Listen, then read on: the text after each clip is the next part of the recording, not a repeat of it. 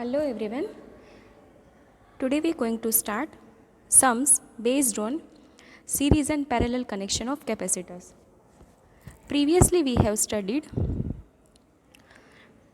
the series and parallel connection of capacitors. The formula for series connection of capacitance is 1 upon C equals to 1 upon C1 plus 1 upon C2 plus 1 upon C3 and so on. And for parallel capacitance, C equals to C1 plus C2 plus C3 plus and so on. Today we have to start the sums based on this formula.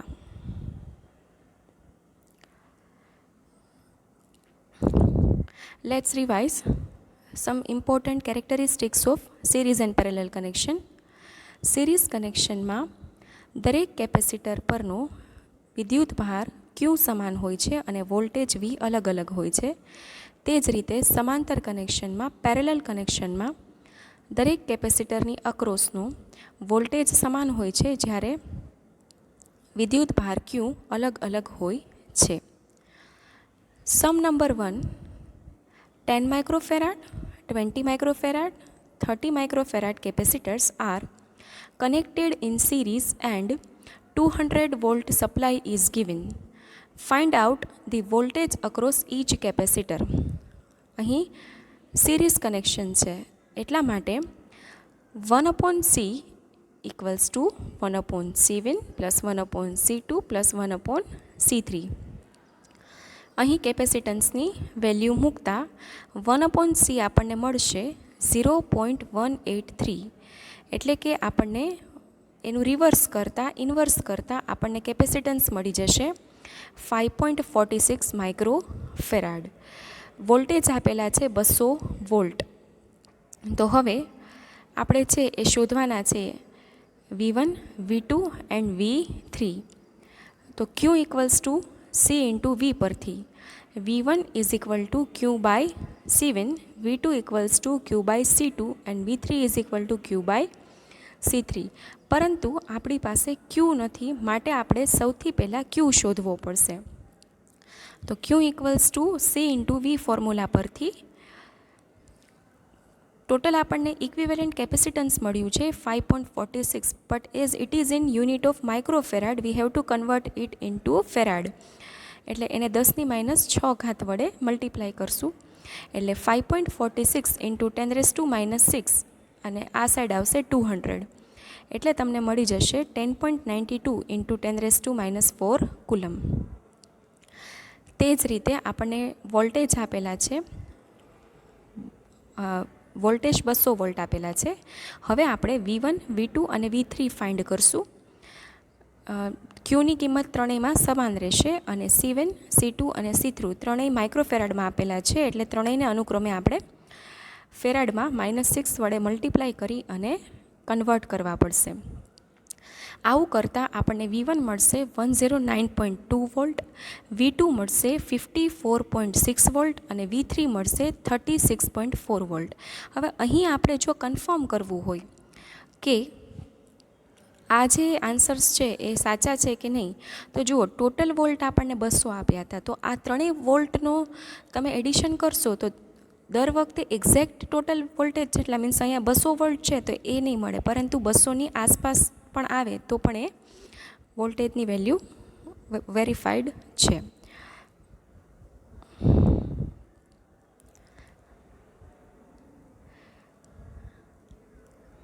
અહીં second સમ આપેલો છે 1 microfarad, 2 microfarad, 4 microfarad and 6 microfarad capacitors are connected in parallel and 100 volt supply is given. Find out the equivalent capacitance and charge across each capacitor. Right? હવે અહીં જે છે એ parallel connection use થયું છે, માટે for parallel connection we know the formula that is C equals to C1 plus C2 plus C3 plus C4. So that will be 1 plus 2 plus 4 plus 6. So you will get total equivalent capacitance is 13 microfarad. Now this is the parallel connection. એટલા માટે બધા જ જે capacitor છે એના charge જે છે એ અલગ અલગ હશે જ્યારે વોલ્ટેજીસ સમાન હશે. તો ચાર્જને આપણે અનુક્રમે Q1, Q2, Q3 અને Q4 વડે દર્શાવશું. Q1 equals to C1 into V, Q2 equals to C2 into V, Q3 equals to C3 into V, Q4 equals to C4 into V. Now Q1 is equal to C1 into V. એમાં C1 છે એ છે 1 microfarad. તો 1 into 10⁻⁻6 અને Vની value મૂકતા તે જ રીતે Q2 equals to 2 into 10⁻⁴ coulomb, Q3 equals to 4 into 10⁻⁴ coulomb and Q4 equals to 6 into 10⁻⁴ coulomb. અહીં પણ તમે ટોટલ ક્યુ શોધી. હવે ટોટલ ક્યુનું વેલ્યુ ફોર્મ્યુલા છે C ઇન્ટુ V.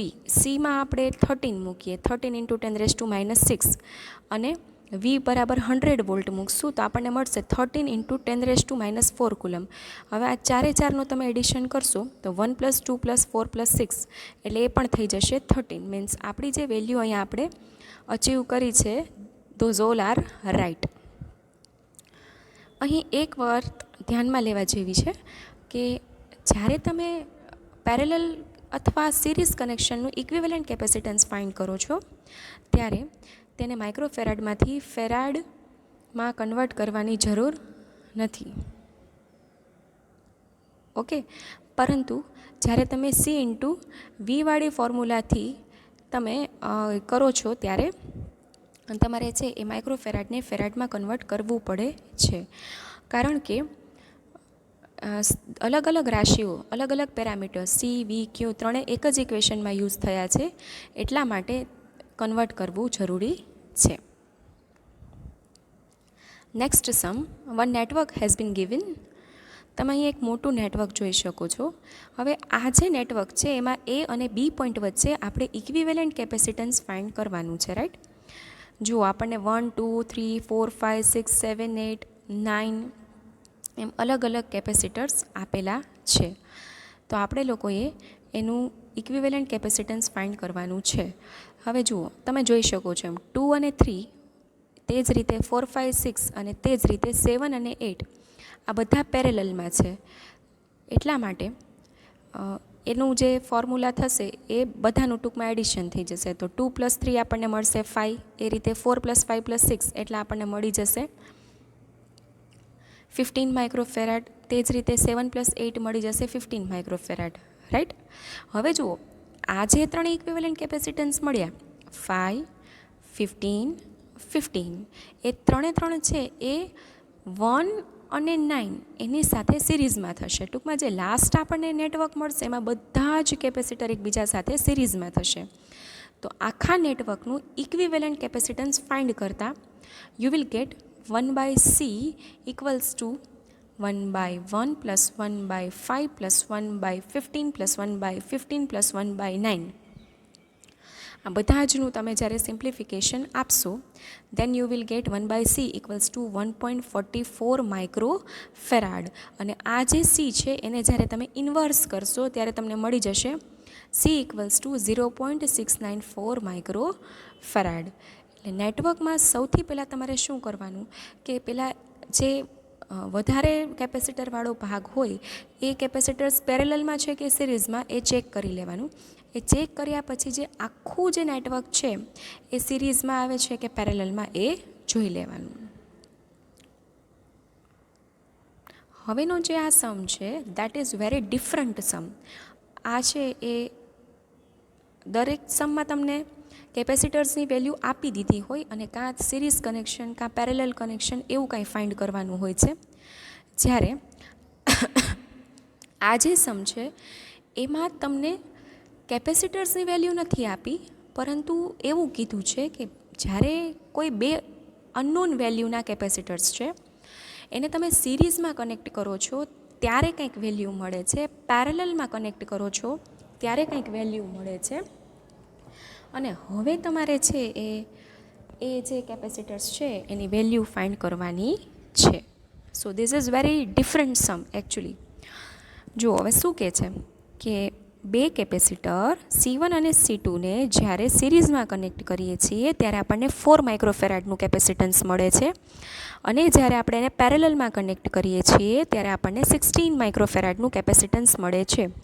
તો find out the value of each capacitor. હવે now we know the series connection means 1/C = 1/C1 + 1/C2.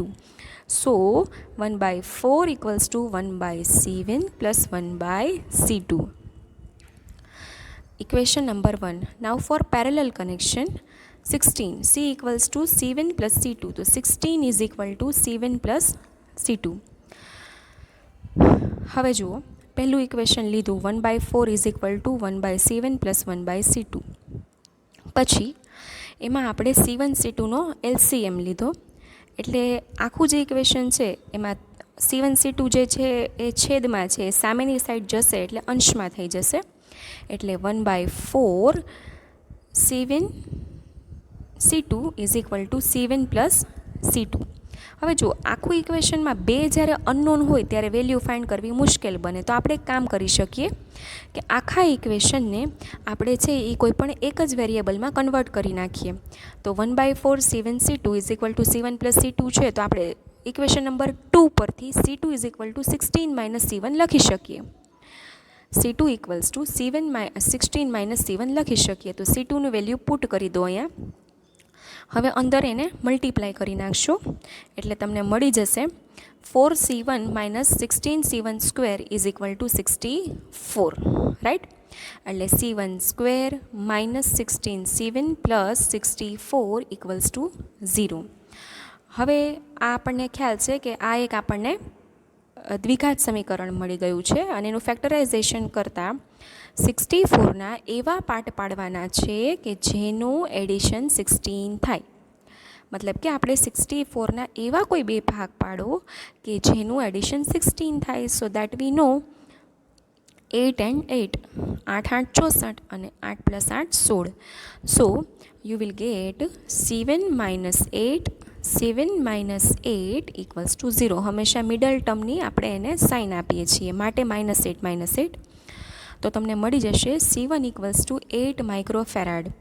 હવે equation 2 જે છે આપણને C1ની વેલ્યુ મળી ગઈ. હવે એ છે તમે ઇક્વેશન 2માં મૂકો છો ત્યારે તમને C2ની વેલ્યુ મળી જશે 16 - C1 મીન્સ 16 - 8 મીન્સ 8 માઇક્રોફેરાડ. એટલે કે C1 પણ 8 માઇક્રોફેરાડ થશે અને C2 પણ 8 માઇક્રોફેરાડ થશે. હવે જો વેરીફાઈ કરવું હોય તો આપણને એવું કહેવામાં આવ્યું હતું કે C1 અને C2ને જ્યારે સિરીઝમાં કનેક્ટ કરીએ છીએ ત્યારે આપણને 4 માઇક્રોફેરાડ મળે છે. તો તમે જુઓ 1/8 + 1/8 કરશો એટલે તમને 4 મળી જશે અને પેરેલલમાં કનેક્ટ કરીએ છીએ ત્યારે 16 માઇક્રોફેરાડ મળે છે. તો 8 + 8 કરશો એટલે 16 માઇક્રોફેરાડ મળી જશે. મીન્સ આપણી બંને કેપેસિટર્સની વેલ્યુ ટ્રુ છે. જ્યારે આવા સમ છે એ MCQના ફોર્મમાં પૂછાય, 4 ઓપ્શન્સ તમારી પાસે હોય ત્યારે આટલી લાંબી મેથડ કરવાની કોઈ જરૂર નથી. તમે અલગ અલગ ઓપ્શન ટ્રાય કરી અને છે એ સોલ્યુશન લાવી શકો છો. તો આ હતા સિરીઝ અને પેરેલલના સમ્સ.